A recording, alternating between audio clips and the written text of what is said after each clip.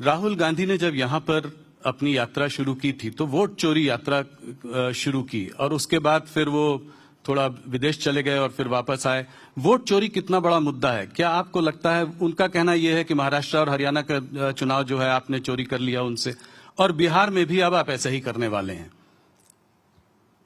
मेरी तो कई बार समझ में नहीं आता कांग्रेस पार्टी कैसे सोच रही है। अब कर्नाटक का वो कुछ प्रेजेंटेशन बता रहे थे। कर्नाटक में सरकार किसकी है? कांग्रेस की। कांग्रेस की है। तो क्या उन्होंने भी वोट चोरी करा है? हिमाचल का भी दिखा रहे थे। जहां तक बिहार का सवाल है, वोट चोरी का यात्रा इसलिए निकाला कि यहां से चुनाव आयोग के अभियान के कारण मतदाता सूची से घुसपैठियों को चुन चुन कर बाहर निकाला जा रहा था।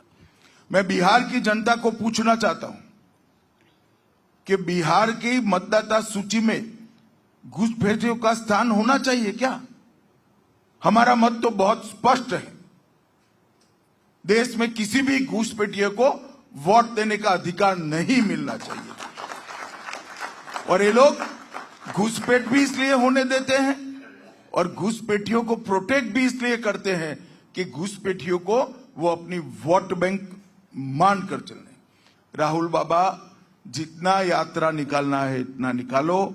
इस देश से घुसपैठियों को एक एक कर चुन चुन कर भारतीय जनता पार्टी की मोदी सरकार बाहर करेगी, ये हमारा संकल्प है।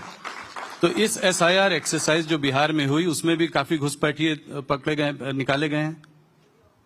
देखिए, मतदाता सूची से काफी लोग निकाले गए हैं।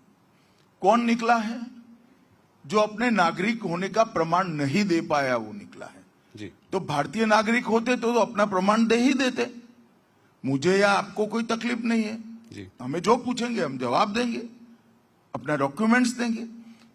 मगर जो वोट कटे उसमें से सिर्फ 3 ही अपील आया है।